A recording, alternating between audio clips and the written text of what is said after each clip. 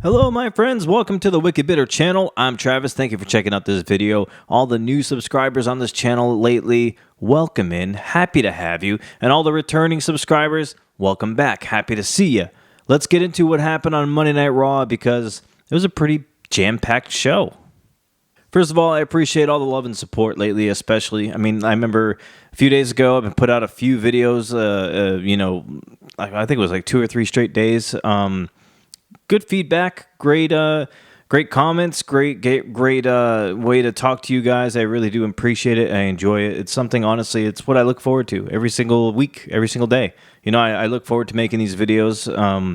When I first did this channel, it was pretty boring. I was making videos hoping that I could gain a community here and talk to people, but it was very slow, did not turn out that way. So it was a lot of the time I was just talking to myself and putting all this effort into recording videos and editing videos and posting them and then just getting nothing. So believe me when I tell you, I could never explain how much I truly do appreciate all of the support, all the comments, all the likes, all the shares, all the subscribers, everything, everything. And we're only growing. We're only getting bigger.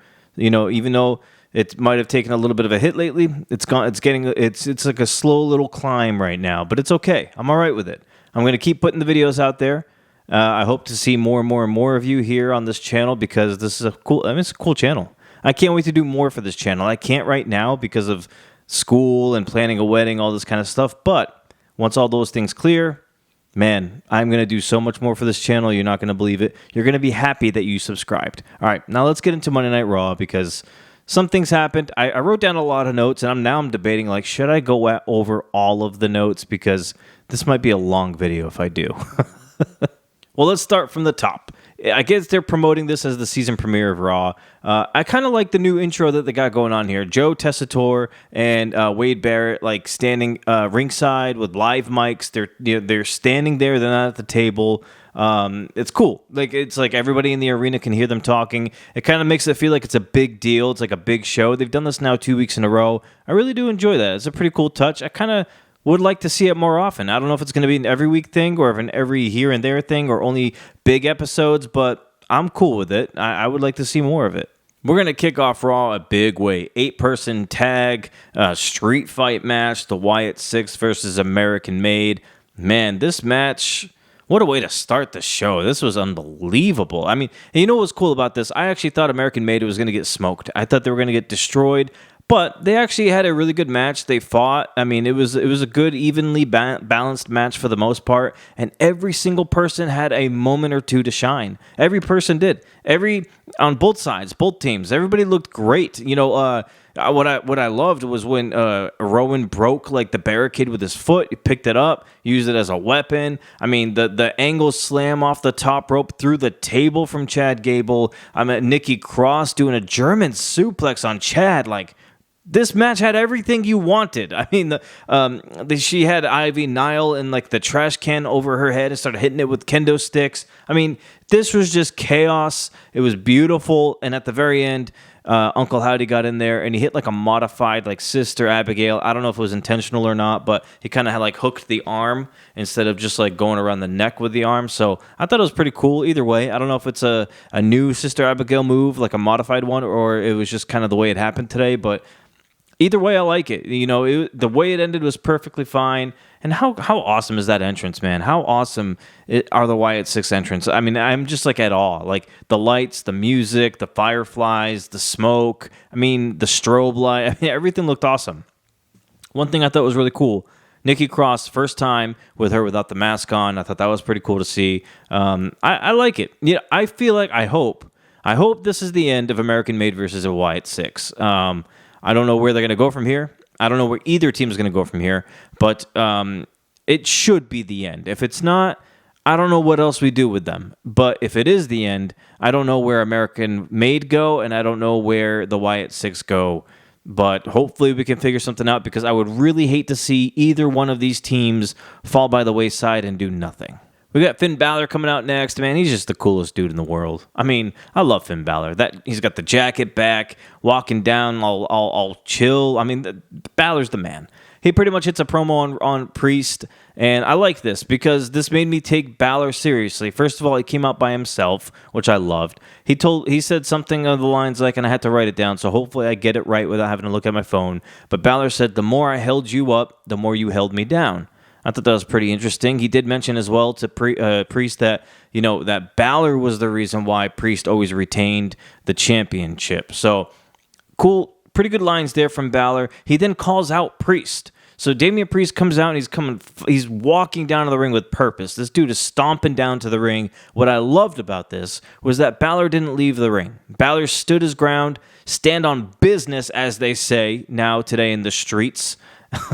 He stood on business. He didn't leave the ring. He didn't take the coward's way out. He stood there. He went face to face with Priest. They ended up making a match for Bad Blood 1-on-1. I love this. I thought this all was great. Priest said he was going to whip Balor, and Balor said, "Hey man, don't you forget the game plan for the Judgment Day." And then all of a sudden, Judgment Day come out of the crowd. Start attacking Priest, and then Rhea Ripley's song hits. Rhea comes down on the crutches. Dom meets her up the ramp. Liv comes running up from behind to hit Rhea, but Rhea turns around, hits her with the crutch. She hits Dom with the crutch. Eventually, the tables turn. Rhea gets thrown into the ring. Liv is just beating her lifeless with this damn crutch, and then Priest ends up covering up Rhea. He goes on top of her to cover her up. It's almost like jumping on a grenade for a brother, and she comes in there, and Liv smacks Priest with this crutch over and over and over again. A beatdown continues, and Finally, the Judgment Day looked serious. Finally, the Judgment Day looked like we should be taking them serious. I love this. They looked great here, and it didn't stop here for the rest of the night. This was honestly just the beginning for them tonight, but definitely love this. I know it's a numbers game, and it doesn't look as even because, you got a 4-on-2, 5-on-2, whatever it may be. But it's a lot better than Judgment Day always running away like cowards and not trying to get caught. They ended up standing tall. Balor called out Priest. All had delivered a good promo, good lines. I loved all of this. I know you got to build the feud here, but this is the first night since losing Priest and Rhea where the Judgment Day actually looked like a force, and I absolutely love it. I want it to stay this way. I should mention at the end there that Jey Uso came out to make the save with the chair, but regardless, even with Jey coming out with the chair, I still think the Judgment Day looked great. I mean, obviously they scattered when Jey came in there with a chair, but besides the point, either way, whether Jey came out or not, and whether they scattered when they saw him or not, Judgment Day still looked strong. I loved the way they looked. I want to keep this going with them. So this is going to be a theme throughout the night. We're going to get a Braun Breaker coming up to all of his potential opponents that are in the Fatal 4-Way match. First of all, he goes up to Braun Strowman. Strowman's being interviewed backstage. Breaker shows up behind him. And Breaker, the way he delivers his promos backstage, there's so much confidence with this guy. I love it. This is one of the many reasons why we glaze the guy here on Wicked Bitter. He goes up to Strowman. He tells him, "Hey, I'm going to show you don't need to be 7 feet, 900 pounds to be a monster." I mean, he didn't have to say much to Braun, and he really didn't, and it was very effective. It was a very small, short promo. I loved it. I mean, but we're going to see Breaker throughout the rest of the night going up to his other opponents, and I love it. I think Breaker looks so comfortable with this Intercontinental Championship. He looks comfortable being on the main roster, going up face-to-face with all these people who have been here for a long time. Breaker is a rookie coming into this, and he's going up to everybody like he's just big brother in them. I love all of this. Not much to say here. Jade and Bianca beat Isla Dawn and Alba Fire. I could leave it there. That's basically what happened. Tag team title match. They beat them. We're going to move on, right? Isla Dawn, Isla, and Isla and Alba got their chance. They got their rematch for the tag titles. They lost. I think they get sent back to the line, and judging by what we saw later on in the show, I think Jade and Bianca's next opponents are going to be Damage Control, or they're going to be their opponents here in the near future. Not going to spend a lot of time on it, but Jade and Bianca win, and it's time to move on to something else. How about a cool little moment here? Bret Hart. He was advertised to be here. He shows up. He comes out. Man, I'll tell you what. It is very hard to see legends get old. I mean, Bret was out there limping. He looked like he's been run down. I mean, it's just no disrespect at all. Bret's great, but man, he it's hard. It's hard to see people you grew up watching just look the way they do now. And obviously, it's natural. Like people get older, all that kind of stuff. He's got a history of wrestling, so it takes a toll on the body. Plus other nagging injuries you get when you get older. I get all that, but man, it's just rough. It's never easy seeing a legend that you used to watch just look the way they do. I mean, he still looks good, but it's just like seeing the limp. I mean, obviously the white hair, and it's just like, damn, like he really did get older. Like it's just weird. Brett's in the ring, cuts a promo. He gets on the mic, talks about like Canadian pride, being a Canadian champion, all that kind of stuff, all that cool stuff. And then Gunther's song hits, and Gunther comes down. I thought it was funny at the stage where he did a little Bret Hart, like little on the stage. I was like, yeah, Gunther's a cool cat, man. A lot of people I see call him boring. I think Gunther's hilarious, dude. I think it's just the type of humor he has. It's just funny to me. Like I don't know. He looks like he's very sure and calm of himself. Like he knows what he wants to say, and then when he says it, the way he delivers it is like unintentionally funny. And I feel like partly maybe that is intentional. I don't know. I like Gunther. I think he's cool. Well, anyway, he gets in there. He cuts a promo against Bret. It's like he's doing like these backhanded compliments, and he ends up saying too, eventually at the end there, that Bret was the best there ever was, and Gunther is now currently the best there is and the best there ever will be, which I thought was a cool line. And then at the very end there, I thought it was hilarious. He told Bret, "You'll be always the second favorite to Bill Goldberg." I was like, damn, what a way to drop it. I thought he was going to say Shawn Michaels. No, he said Goldberg. I thought that was hilarious. And then, of course, Sami Zayn comes out. He gets in the ring. He defends Bret Hart. And then ultimately what we get is Sami Zayn saying, if you're the best, then prove it. Face me, title match, Braun Breaker. I mean, not Braun Breaker. Sorry, I'm glazing him. Even in a promo that has nothing to do with him. He says, prove it. Defend your title against me. Sami Zayn versus Gunther. Gunther ends up telling Sami Zayn no. He gets out of the ring. And then, you get Bret Hart saying, oh, you're like a yellow coward. I was like, damn, okay, all right. That one hit pretty nicely. It looked like it obviously bothered Gunther. And then Sami gets out of the ring, and these two go face-to-face and kind of argue a little bit. So I thought it was cool. I mean, it wasn't... You can tell that WWE tried something where they tried to fit everything all in together. Like Bret obviously being from Canada, Sami's from Canada. How do we progress the World Heavyweight Championship match? Like how do we get something going here? They obviously used Bret here as like a little bit of a crutch in a way, but it worked. It's fine. This is not the end. Gunther still said no to him. We're gonna get more of it. Yeah, I liked it. I thought it was a cool little segment, but obviously WWE tried to make the most out of just having Bret come back and not just hitting a promo and leaving. Like they tied him into a World Heavyweight Championship feud, which I thought it was cool. Braun Breaker, like I said, is going up to his opponents. He goes up to Pete Dunne. I thought it was funny the way he kept saying Pete, like the emphasis on it.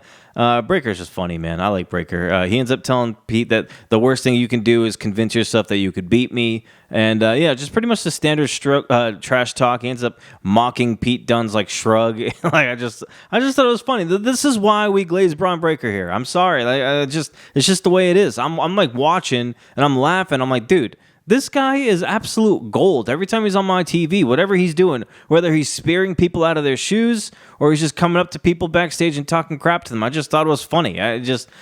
Braun Breaker is operating on a different level right now, and I absolutely love it. We get Dom versus Dragon Lee. I'm not going to go spend too much time on this. Basically, what happens is Liv at the very end, after Judgment Day, come out there and battle the rest of LWO.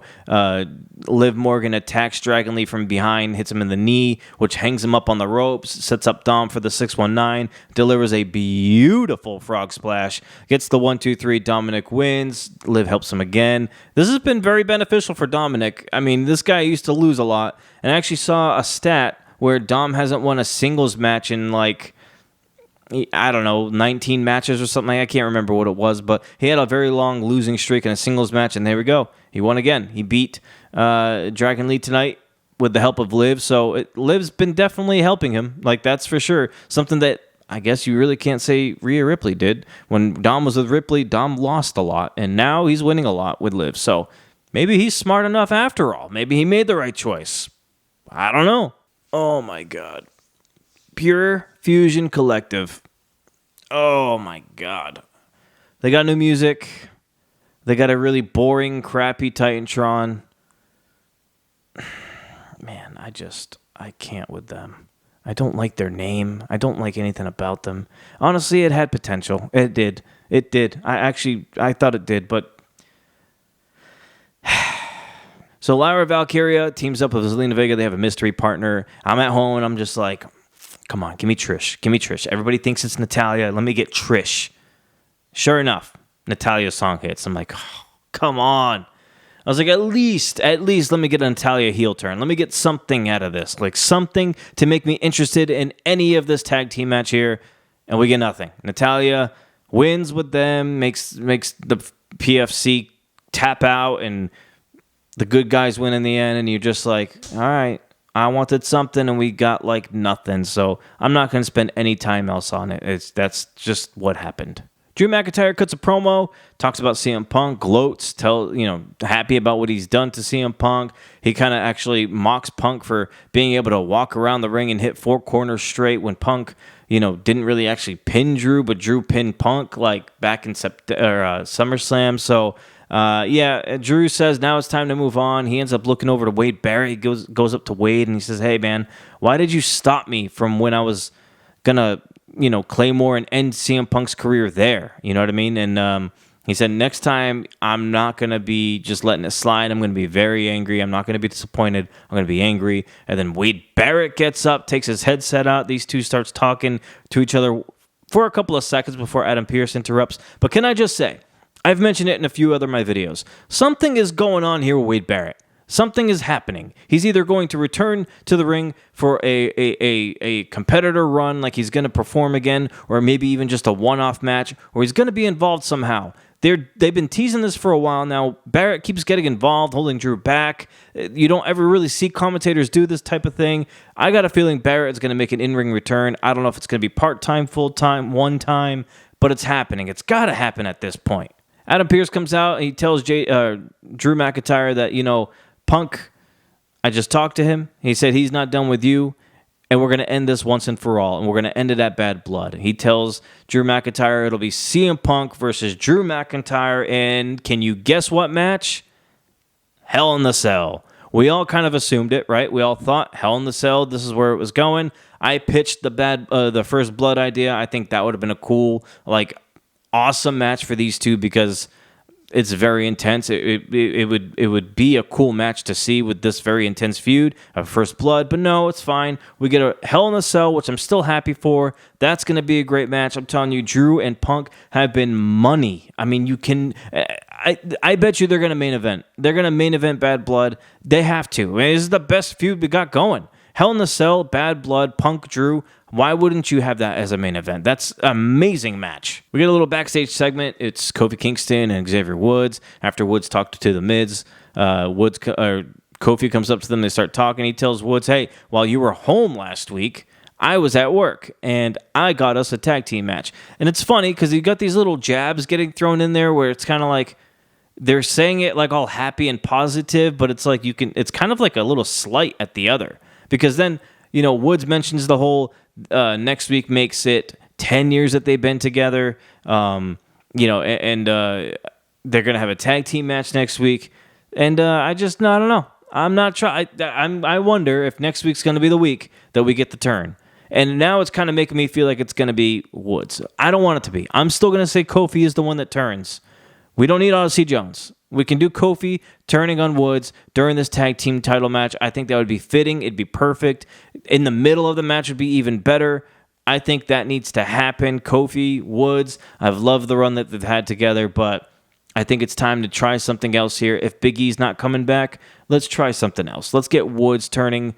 Let's get Kofi turning on Woods. I think would be an awesome moment. Plus, Woods mentioned something about going for singles titles. Something's happening here. We're still going to get the split. I feel it. We get Finn Balor versus Rey Mysterio, and the match ultimately ends with Balor not letting go of a submission hold on the ropes against Rey Mysterio, like on the knee. Rey's obviously had history with bad knees, and the referee called for disqualification. And then after the match, Finn Balor attacked Rey Mysterio a little more.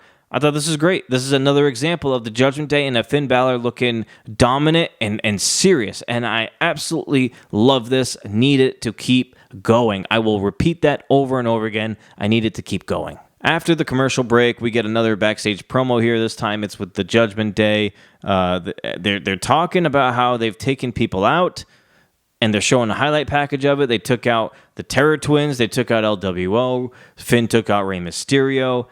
I love this. Like, this is just what we need. This was a perfect little backstage vignette promo thing we got here. It tied together pretty nicely. It made the Judgment Day look even better and stronger. I will repeat it again. I just want more of this. We get to our main event, the Fatal 4-Way match to determine who will face Braun Breaker for the Intercontinental Championship. There was a little backstage promo before this with Breaker coming up to Ilya Dragunov. You know, kind of same stuff. Nothing crazy, not as entertaining as the other two backstage little segments. Jey Uso ends up walking past Breaker and kind of like shrugging him off and scoffing at him a little bit. Goes out to the ring to do his match. And then, Fatal 4-Way was a great match. It was honestly a really good match there. Everybody had great moments in this match. For a minute, I thought Pete Dunne was going to win this thing for a few seconds. I thought Dragunov might have gotten it for a few seconds, so it's pretty cool. What we did see was a cool moment. Braun Strowman tried to clear off the table. He turned around, and it was Bronson Reed jumping off the barricade and doing a dive onto Braun Strowman through the announce table. Ends up taking Braun Strowman out of the match completely. Ends up pretty much being a triple threat after that. And Jey Uso is the one that comes out on top of this match. He is the new number one contender for the Intercontinental Championship. It'll be Breaker versus Jey for the title at Bad Blood, I'm assuming. And the show goes off the air with Breaker going up to Jey Uso with a stare down. And this is going to be a great match, honestly. I mean, I saw some people said they weren't really hype about this match until last week's promo between the two backstage, and I'm with you. I think this is going to be a great match, this Intercontinental Championship match. We all love Jey, but we glaze Braun Breaker here a wicked bitter.